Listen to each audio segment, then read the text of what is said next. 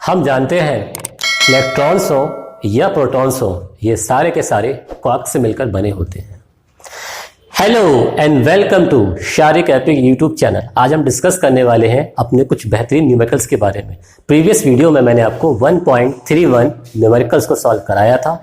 आज हम कंटिन्यू करेंगे 1.32 प्रॉब्लम्स को लेकर के। तो बिना टाइम वेस्ट किए चलिए हम स्टार्ट करते हैं। जैसे कि हमारे पास प्रॉब्लम है, किसी यादृच्छिक या हम कह सकते हैं किसी रैंडम क्षेत्र विन्यास पर विन्यास कीजिए। किसी पर सोचिए, कहने का मतलब क्या, हमारे पास रैंडम इलेक्ट्रिक फील्ड का एरिया है।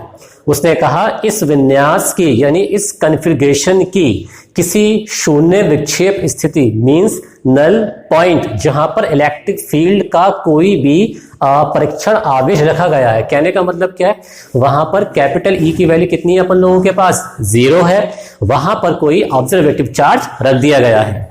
आगे इसने कह दिया हमसे ये दर्शाइए कि परीक्षण आवेश का संतुलन आवश्यक रूप से अस्थायी है। हमको शो करना है कि जो परीक्षण आवेश है वो कैसा है, अनस्टेबल है। ऑब्जर्वेटिव चार्ज कैसा है, अनस्टेबल है, जहां पर इलेक्ट्रिक फील्ड नहीं है। तो बच्चों ध्यान दें, अगर हमारे पास कोई इलेक्ट्रिक फील्ड नहीं है और हमने किसी भी चार्ज को कहीं रखा हुआ है, तो चार्ज के लिए स्टेबल होना या ना होना डिपेंड करेगा हमारे उस एग्जांपल के ऊपर जो मैं आपको बताने वाला हूं। जैसे कि हमारे पास कोई भी एक चार्ज है, कोई भी एक ऑब्जर्वेटिव चार्ज है मान लीजिए हमारे पास, और अगर इलेक्ट्रिक फ्लक्स इनवर्ड अंदर की ओर वर्क कर रहा है, तो उस समय हम ये कह सकते हैं, क्या कह सकते हैं कि जो चार्ज जो है स्टेबल है। चार्ज कैसा है बच्चों हमारा, ये स्टेबल है। लेकिन बच्चों यहां तो क्वेश्चन में ये कहा है कोई इलेक्ट्रिक फील्ड है ही नहीं, और अगर कोई इलेक्ट्रिक फील्ड है ही नहीं तो किसी चार्ज को हम रख करके स्टेबल कर ले, इट इज नॉट पॉसिबल। तो ऐसा पॉसिबल करने के लिए हम लोगों के पास इलेक्ट्रिक फील्ड का होना बहुत ज्यादा जरूरी होता है। तो आप कह सकते हैं बिना इलेक्ट्रिक फील्ड के किसी भी चार्ज को स्टेबल करना इट इज नॉट पॉसिबल। बात करते हैं सेकंड पार्ट की।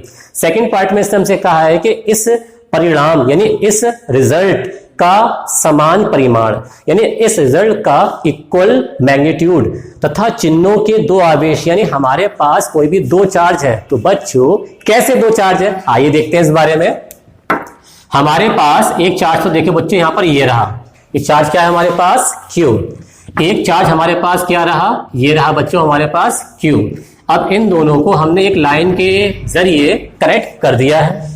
कनेक्ट कर देने के बाद अब हम एक काम करते हैं, इसका मिड पॉइंट क्या हम लोगों के पास O है। तो बच्चों आज आपको बिल्कुल साफ दिखाई दे रहा होगा। थोड़ा मैंने असल में हम लोगों ने थोड़ा प्रयत्न किया है कि आप लोगों को बिल्कुल क्लीन और साफ दिखाई दे सके, और स्केच की जो ऊपर की नेब है इसको थोड़ा चौड़ा भी कर दिया इसी वजह से। अब देखते हैं, यहां मैंने एक चार्ज रखा हुआ है आपका, मान लीजिए Q0, और एक चार्ज रखा हुआ है हमारा Q0। तो बच्चों एक बात बिल्कुल ध्यान से देखना। अब वो बात क्या है, दोनों चार्ज प्लस के हैं, कौन सा फोर्स लगेगा, रिपल्सिव फोर्स यानी प्रतिकर्षण बल, यानी इस डायरेक्शन में। ये दोनों चार्ज कैसे हैं, प्लस के, तो इन दोनों के बीच कौन सा फोर्स लगेगा, रिपल्सिव फोर्स यानी प्रतिकर्षण बल। तो इसका मतलब इसका फोर्स लगेगा इस डायरेक्शन में। आप एक बात सोचें बच्चों, ये वाला फोर्स जो है ना इस चार्ज को इधर फेंकने की कोशिश कर रहा है, ये सब वाला जो चार्ज है ये इस साइड में आने की कोशिश कर रहा है, और दोनों का रिपल्सिव हो रहा है यानी दोनों का प्रतिकर्षण हो रहा है। इस वजह से यहां पर हम देख सकते हैं स्टेबल कंडीशन बन सकती है। चार्ज ना तो लेफ्ट जाएगा और चार्ज ना ही राइट जाएगा। इसका मतलब यहां पर ये स्टेबल कंडीशन बन जाएगी। अगर मैं आपसे कहूं, ये तो मैंने एक्स एक्सिस के अकॉर्डिंग इसको अरेंज कर दिया। अगर यहां पर मैं चार्ज अरेंज कर दूं, मान लीजिए Q0 और Q0, तो क्या इनको स्टेबल कर पाना पॉसिबल हो पाएगा? तो बच्चों इन दोनों को स्टेबल करना पॉसिबल नहीं हो पाएगा, क्योंकि इन दोनों के बीच रिपल्सिव फोर्स लगेगा, मिडिल में कोई चार्ज है नहीं। इस वजह से ये दोनों चार्ज एक अप जाएगा और एक डाउन जाएगा, और इसको हम स्टेबल नहीं कर सकते। तो ध्यान रखिए बच्चों, अगर आपको चार्ज को स्टेबल करना है तो आपको ये पेन वाला एग्जाम्पल तैयार रखना पड़ेगा। एक है हमारे पास रामू, एक है हमारे पास श्यामू। रामू ने लगाया 5 न्यूटन का फोर्स इस साइड में, श्यामू ने लगाया 5 न्यूटन का फोर्स इस साइड में। अब दोनों के फोर्स इक्वल हैं। बताओ बच्चों ये पेन कहाँ जाने वाला है? क्या ये पेन लेफ्ट में जाएगा, क्या ये पेन राइट में जाएगा, क्या ये पेन आपके पास आएगा या ये पेन मेरे पास आ जाएगा? तो नहीं बच्चों, ये पेन किसी के पास ही जाएगा, बीच में रुका हुआ था और बीच में रुका हुआ रहेगा। सिमिलरली यही कंडीशन कहाँ हो रही है हमारी? इन चार्जेस के अंदर हो रही है। तो बच्चों स्टेबल कैसे करते हैं ये मैंने आपको बता दिया। अब हम बात करने वाले अपनी नेक्स्ट प्रॉब्लम 1.33। चलिए देखते हैं डस्टर हमारे पास कहाँ रखा हुआ है। देखते हैं डस्टर कहीं ना कहीं से तो आ ही जाएगा, यहाँ से आएगा, यहाँ से आएगा। चलिए डस्टर हमारे पास आ चुका है, इसको हम क्लीन कर देते हैं। आज बड़ा आनंद आ रहा है इसको साफ करने में। जब बोर्ड ठीक हो जाता है तो बड़ा मजा आता है साफ करने में। बिल्कुल मेहनत नहीं करनी पड़ती। हाँ, पढ़ाने में मेहनत करनी पड़ती है, आपका फोकस जो होता है केवल पढ़ाने पर रहता है और किसी चीज़ पर नहीं रहता। तो हम बात करने वाले हैं प्रॉब्लम नंबर 1.33। चलिए मैं राइट डाउन कर देता हूँ पहले यहाँ पर। प्रॉब्लम आपकी 1.33। देखना बच्चों बिल्कुल साफ, आई थिंक आपको दिख रहा होगा आज। क्यों बच्चों, साफ दिख रहा है आप लोगों को आज? तो प्रारंभ में दे रखा है एक्स अक्ष के अनुदिश Vx चार्ज से गति करती हुई दो आवेशित प्लेटों के मध्य। कहने का मतलब हमारे पास है 2 प्लेट्स। बनाते हैं बच्चों यहाँ पर। हमारे पास है यहाँ पर देखें बच्चों ये 2 प्लेट्स। कितनी प्लेट्स है बच्चों हमारे पास? ये 2 प्लेट्स जो मोशन में है। कैसी हैं बच्चों? ये मोशन में। जब ये मोशन में है तो मोशन में हो जाने के बाद Vx इनकी वेलोसिटी है। कितनी वेलोसिटी है इनकी? v, और ये है x। इसके अलावा क्वेश्चन में इसने कहा है इन दोनों प्लेटों के बीच में m मास और -q charge, m mass and -q charge का एक पार्टिकल एंटर करता है। तो देखें मास कितना है इसका? m, और चार्ज कितना है इसका? -q। आगे क्वेरी में क्या कहा इसके बाद इसने? प्लेटों की लंबाई कैपिटल L है। The length of plate is equal to capital L and length of plate is equal to capital L। Equal है बिल्कुल इसके अंदर, ठीक है। अब आगे क्वेरी में इसने कहा है इन दोनों प्लेटों के बीच में इक्वल इलेक्ट्रिक फील्ड अरेंज कर दिया गया है। चलो बच्चों अब लेट कर लेते हैं। यहां आपके पास प्लस है और यहां आपके पास चार्ज कैसा है? माइनस है। तो कैसा हो गया? यूनिफॉर्म इलेक्ट्रिक फील्ड जो अप से डाउन की तरह वर्क कर रहा है। अब इसके अलावा आगे इसने क्या कहा है? दिखाइए कि प्लेट के अंतिम किनारे पर जो हमारा ऊर्ध्वाधर विक्षेप होगा, यानी जब हमारा पार्टिकल यहां पहुंचेगा उस समय ये कितना अपने रास्ते से मुड़ जाएगा, इसकी वैल्यू हमको फाइंड करनी है। चलिए पहले हम काम करते हैं। वो क्या? यहां पर हमारे पास है एक्स एक्सिस और यहां बच्चों हमारे पास क्या बनने वाली है? Y axis. अब एक्स और वाई एक्सिस बन जाने के बाद सबसे पहले एक काम करते हैं। अगर पार्टिकल बिल्कुल एक्स डायरेक्शन में जाएगा तब इसके एक्सेलरेशन में कोई भी चेंजिंग नहीं होने वाली। इट मींस दैट यहां पर हम फॉर्मूला क्या लगा सकते हैं? दूरी बराबर क्या आएगा बच्चों? दूरी बराबर चाल गुणा समय, यानी स्पीड इंटू क्या आ गया हम लोगों के पास? हम लोगों के पास आ गया टाइम। ध्यान देना बच्चों। अब डिस्टेंस कितनी हो सकती है हमारे पास? Capital L। चलिए लिख देते हैं यहाँ पर कैपिटल L। स्पीड कितनी हम लोगों के पास? Vx। चलिए लिख देते हैं हम लोग इसको। टाइम कितना हम लोगों के पास? Small t। Then t is equal to क्या हो गया? L upon Vx। Equation number क्या बनी बच्चों हमारे पास? ये फर्स्ट तैयार हो गई। अब फर्स्ट तैयार हो जाने के बाद अगर मैं आपसे कहूं वाई डायरेक्शन में पार्टिकल मुड़ जाता है, क्यों नहीं मुड़ेगा बच्चों? ये माइनस का है, प्लेट कैसी है? प्लस की। अगर ये इस तरीके से एंटर करता है तो कहीं ना कहीं जाके अंदर इस तरफ से मुड़ जाएगा, और अगर ये मुड़ेगा तब इसमें क्या क्रिएट होगा? तब क्रिएट होगा इसके अंदर एक्सेलरेशन, यानी क्रिएट होगा इसके अंदर त्वरण। और यहां पर हम न्यूटन सेकंड लॉ का यूज कर सकते हैं। तो बच्चों न्यूटन सेकंड लॉ क्या होता है हम लोगों के पास? F is equal to ma। यहां से a की वैल्यू हम फाइंड करेंगे, कितना हो जाएगा? a is equal to F upon m। अब बच्चों आप लोग एक बात सोचिए बहुत ध्यान से मेरे प्यारे बच्चों। इलेक्ट्रिक फील्ड कैसा है हमारा? यूनिफॉर्म। इसका मतलब यहां पर इलेक्ट्रिक फोर्स वर्क करने वाला है। देन फॉर्मूला क्या बनेगा हम लोगों के पास? a is equal to QE upon m। ध्यान देना बच्चों, इलेक्ट्रिक फोर्स का फॉर्मूला क्या होता है? QE इज अपॉन m होता है, ठीक है। अब इसके बाद हम लोगों के पास क्या है बच्चों? एक्सेलरेशन। मींस हम लोगों के पास क्या है बच्चों? त्वरण। फिर ये विद्यार्थियों क्या है हमारे पास? त्वरण है। और यहां पर क्या है हमारे पास? टाइम है। इसके क्वेश्चन नंबर क्या लेट किया हमने? सेकंड किया। इक्वेशन नंबर सेकंड लेट कर देने के बाद अब हम यूज करने वाले हैं सेकंड इक्वेशन ऑफ मोशन। बताओ बच्चों क्या होती है सेकंड इक्वेशन ऑफ क्या बनेगी बच्चों हमारे पास, मोशन। ये होती है हम लोगों के पास, चेक करते हैं बच्चों, y is equal to U T plus half A T square. ये हमारी इक्वेशन है बच्चों। हम जानते हैं मेरे प्यारे बच्चों, प्यारे विद्यार्थियों, हम जानते हैं इनिशियल वेलोसिटी कितनी है हम लोगों के पास, 0। ऐसा हमने लेट कर लिया। Then y is equal to 0 plus हो गया हाफ इंटू आ गया a की वैल्यू बच्चों कितनी है, क्यू ई अपॉन एम, और t की वैल्यू हम लोगों के पास कितनी है, l अपॉन वी एक्स का होल स्क्वायर। बच्चों होल स्क्वायर है नहीं है, अगर आप इसका होल स्क्वायर करोगे तब क्या होगा, तब यहां पर L square upon V square X हो जाएगा, L square upon V X square हो जाएगा। अब इसको हम सॉल्व कर लेते हैं। y is equal to half Q E upon M into L square into V X square, equation number 3।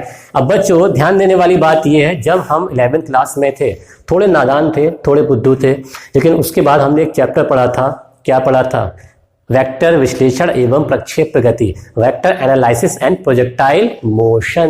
कहने का मतलब जब हम बॉल फेंकते हैं, ध्यान देना बच्चों, जब हम बॉल फेंकते हैं तो बॉल ऐसे नहीं जाती, बल्कि बॉल इस तरीके से पैराबोलिक पथ पर गिरती है। उसका फॉर्मूला आप लोगों ने प्रूफ किया होगा, वरना मैं भी आपको कराने ही वाला हूं, हालांकि 11th क्लास में चलेगा, आपका क्लास 12th है। तो वहां पर एक फॉर्मूला निकल के आया करता था, y is equal to half देखिए किस तरीके निकल के आया करता था, देखते हैं यहाँ पर, मैं लिख देता हूँ पहले फॉर्मूला यहाँ पर आपका, y is equal to half, ठीक है, यहाँ पर g, और यहाँ पर आएगा आपका X square upon V square. इस तरीके से हमारा एक फॉर्मूला तैयार होकर के आया करता था। अब आप देख सकते हैं ये फॉर्मूले लगभग थोड़े बहुत सिमिलर से हमें देखने में लग रहे हैं, क्योंकि आप जानते हैं डिस्टेंस इक्वल टू क्या होता है, speed into time, then time equal to क्या होगा, डिस्टेंस अपॉन स्पीड।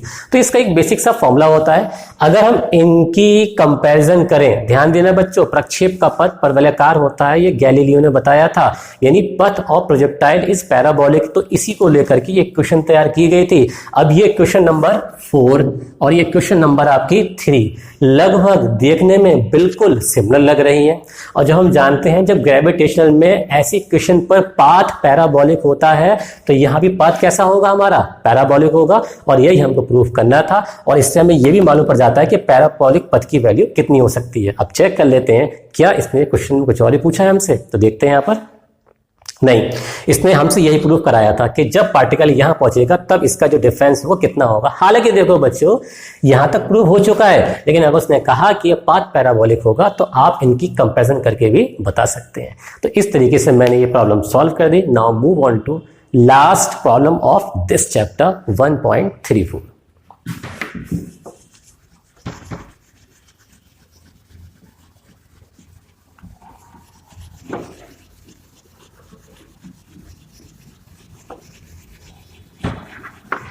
तो बच्चों, आपने अगर अभी तक मेरा चैनल सब्सक्राइब नहीं किया है तो चैनल सब्सक्राइब जरूर करें, ताकि आपको ज़्यादा से ज़्यादा वीडियोस आसानी से मिलती रहे। वैसे मैं आपको एक इंटरेस्टिंग बात बताना चाहूँगा। अभी प्रीवियस वीडियो मैंने अपलोड की थी 1.1 प्रॉब्लम की एनसीईआरटी की। तब एक बच्चे का मेरे पास एक एसएमएस आया, सर अगर मुझको नीट की प्रिपरेशन करनी है तो मैं किस तरीके से प्रिपरेशन करूँ और क्या क्या उसमें मुझको करना चाहिए। कुछ क्वेरी वगैरह उस बच्चे ने मुझसे की थी, तो मैंने थोड़ी प्रॉब्लम्स उसकी सॉल्व भी की हैं। हालांकि अभी इस पे वर्क चल रहा है कि नीट की प्रिपरेशन के लिए किस तरीके से हमको एक सेटअप लेके चलना चाहिए। इसके बारे में आगे कंटिन्यू करूंगा फिलहाल इस चैप्टर के बाद। तो देखते हैं नेक्स्ट क्वेश्चन क्या है हमारे पास। उसने कहा अगर 1.13 न्यूमेरिकल, कहने का मतलब क्या है, अभी मैंने 1.3433 जो सॉल्व किया था ना, डायग्राम सेम है बिल्कुल। कैसे, जैसे कि एक प्लेट ये रही, एक प्लेट ये रही, ये कैसी प्लेट है, प्लस, और बच्चों ये प्लेट कैसी है, माइनस। यहां कैसा है, m मास का माइनस q चार्ज, ऐसा दे रखा है। डिस्टेंस कितनी है हमारे पास, स्मॉल d। याद रखो, टू प्लेट्स के बिटवीन की डिस्टेंस हमेशा क्या होती है, स्मॉल d होती है। ये चार्ज कैसा है, प्लस का, ये चार्ज कैसा है, माइनस का। चेक करते हैं क्वेरी अपनी। उसने कहा इसमें Vx की वैल्यू दे रखी है आपको, कितनी है Vx की वैल्यू, 2 × 10⁻�6 मीटर पर सेकेंड। फिर आगे उसने कहा इसके बाद 0.5 सेंटीमीटर की डिस्टेंस, d कितना है हमारे पास, 0.5 सेंटीमीटर, और बच्चों आगे क्या कहा इसने, इलेक्ट्रिक फील्ड की वैल्यू कितनी है हमारे पास, E is equal to 9.1 into 10⁵ and the unit is, sorry 5 नहीं दे रखा है, 2 दे रखा है, 2 न्यूटन पर कूलम। फिर आगे क्या कहा इसके बाद इसने, ये बताइए इलेक्ट्रॉन कहाँ टकराएगा। याद रखें बच्चों, मैंने अभी अभी जो प्रूव किया था ना प्रीवियस वाले डेरिवेशन में, इसने सिंबल हमसे वही कहा है सॉल्व करने के लिए, यानी हमें y की वैल्यू फाइंड करनी है। तो बच्चों अभी अभी मैंने प्रीवियस टॉपिक में क्या फॉर्मूला फाइंड किया था, then y is equal to half E L square upon M V square, यहाँ लगा दिया हमने x और यहाँ लगा देंगे हम q। तो ये हमारा फॉर्मूला है। चेक करते हैं हमारे पास कौन कौन सी वैल्यू है। तो हमारे पास दे रखी है बच्चों Vx is equal to 2 into 10⁶ metre पर सेकेंड। एनी प्रॉब्लम बच्चों? आई थिंक मुझको लगता है कोई प्रॉब्लम नहीं आई है। अब इसके बाद कैपिटल ई की वैल्यू कितनी है हम लोगों के पास, 9.1 इंटू 10⁻² न्यूटन पर कूलम। आगे बच्चों कैपिटल ई की वैल्यू हम लोगों को दे रखी है 9.1 इंटू 10⁻² न्यूटन पर कूलम। अब यहां से हम फाइंड करेंगे वाई, और y की वैल्यू कितनी होगी हम लोगों के पास, d/2, और d की वैल्यू अब कितनी है हम लोगों के पास, 0.5/2। लेकिन बच्चों प्रॉब्लम क्या है, सेंटीमीटर में, हम कन्वर्ट करेंगे इसको मीटर में। कितना आएगा, 10⁻²। अब ये बन गया हमारे पास d में। ठीक है, अब हमको इसमें फाइंड क्या करना है, उसने कहा उसने ये कहा है कि ये बताइए कितना विक्षेप लेगा। देखने क्वेश्चन में क्या कहा है उसने, ऊपरी प्लेट पर इलेक्ट्रॉन कहाँ टकराएगा, यानी हमको फाइंड करना है इसके अंदर कैपिटल एल की वैल्यू। तो कैपिटल एल की वैल्यू आप किस तरीके से इसमें फाइंड कर सकते हैं, ये चीज आपको इसमें समझनी पड़ेगी। सबसे पहले क्रॉस मल्टीप्लिकेशन करके कैपिटल एल का फॉर्मूला हमको फाइंड करना पड़ेगा। चलिए फाइंड करते हैं। 2 इंटू वाई, देखें बच्चों 2 इंटू वाई, और क्या आएगा हमारे पास m, और क्या आएगा vx का स्क्वायर, अपॉन में क्या आएगा हम लोगों के पास q, और अपॉन में क्या आएगा e इज इक्वल टू क्या हो जाएगा l, और क्या आ गया स्क्वायर। स्क्वायर हटेगा तो इसका हमें रूट भी लेना पड़ेगा। देखिए फॉर्मूला क्या बनेगा हमारे पास, l अंडर रूट, फॉर्मूला हो गया 2y m vx square upon q into E. अब सारी वैल्यूज हम लोगों को इस क्वेश्चन के अंदर दे रखी हैं। चलिए सब्स्टिट्यूट करने की कोशिश करते हैं, कैसे कैसे लगानी है हमको वैल्यू। सबसे पहले हमारे पास आएगा 2, the value of y is they रखी है हमारे पास 0.5/2 इंटू 10⁻²। इसके अलावा वैल्यू ऑफ m कितनी दे रखी है हम लोगों के पास 9.1, कितनी है 9.1 इंटू 10⁻31 kg। अब Vx की वैल्यू वहां पर नहीं आ पाएगी, कैमरे से आउट हो जाएगी, तो इस वैल्यू को मैं नीचे लिख देता हूं। कितनी है वैल्यू हम लोगों के पास 2 इंटू 10⁻6। देखें बच्चों 2 इंटू 10⁻6। अब इसके बाद इसके पूरे का अपॉन में क्या है हमारे पास, Q इंटू ई। Q क्या है, इलेक्ट्रॉन का चार्ज। 1.602192 10⁻⁻19 कूलम होता है, लेकिन हम 1.6 की केवल यहाँ लगाने वाले हैं। Value of capital E is equal to 9.1 into 10⁻ दे रखी है हमको 2। अब बच्चों ध्यान देना इस बात पे, 9.1 से 9.1 क्या होगा, कैंसिल हो जाएगा। और इसके अलावा अभी कोई चीज यहाँ पर कैंसिल होने से रह गई, लेकिन ये 2 भी क्या हो जाएगा, कैंसिल हो जाएगा। सबसे पहले हम पावर्स को यहाँ पर सॉल्व कर लेते हैं। ध्यान देना बच्चों जरा, माइनस की 2 और प्लस की 6, कितना बचा आपका, प्लस का 4 माइनस का 31, कितना बचा 10⁻⁻27। और क्या बचा हम लोगों के पास, 2 5 10, 2 पंजे 10, यानी और एक के बाद पॉइंट भी है तो क्या आ जाएगा हमारे पास 1.0। और चेक कर लेते हैं बच्चों कुछ रह तो नहीं गया हमारा, देखें 2 भी आ गया, 0.5 भी आ गया, ये कैंसिल हो गया, पावर हमने सॉल्व कर ली। नीचे क्या बचा हम लोगों के पास 1.6, पावर -19, पावर प्लस की 2, माइनस के 19 प्लस के 2, कितने होते हैं प्यारे बच्चों, तो ये होते हैं माइनस के 17। माइनस के 17 अगर हम ऊपर ले जाएं कितने हो जाएंगे, प्लस के 17, प्लस के 17 यानी प्लस के 17 और माइनस के 27। बताओ बच्चों कितने बचे, 27 माइनस के हैं, 17 प्लस के हैं, तो कितने बचेंगे हम लोगों के पास 10। तो यहां हमारा आंसर कुछ निकल के इस तरीके से आएगा 1/1.6 इंटू 10⁻, कितनी बची माइनस की 10। तो बच्चों करना है क्या है आपको, 10⁻−10 का आपको रूट निकालना है, 10⁻−5 आ जाएगा। आपको 1.6 का रूट निकालना है, वो आप आसानी से निकाल सकते हैं, और उसको सॉल्व करना है। तो बच्चों आप इसको सॉल्व करके इसके बारे में जो आसानी से कमेंट बॉक्स में लिख देंगे, क्योंकि अगर आपका आंसर नहीं आता है तो मैं इसको सॉल्व भी आसानी से कर देता हूं। और हाँ बच्चों, आपके लिए बहुत जरूरी बात, अब इसके बाद हम स्टार्ट करेंगे अपना नेक्स्ट चैप्टर जिसका नाम है इलेक्ट्रिक पोटेंशियल, वो भी एनसीईआरटी बेस पर कंसेप्चुअल होंगे। ये आपकी यूपी, सीबीएसई, आईसीएसई बोर्ड सबके लिए कामयाब है। और इसके अलावा नीट, आईआईटी के जो कंसेप्ट होते हैं वो भी मैं इसमें इंक्लूड कर दूंगा। और सबसे खास बात बच्चों, लास्ट में आके, अगर आपने मेरा चैनल सब्सक्राइब नहीं किया है then subscribe my YouTube channel Shariq AP.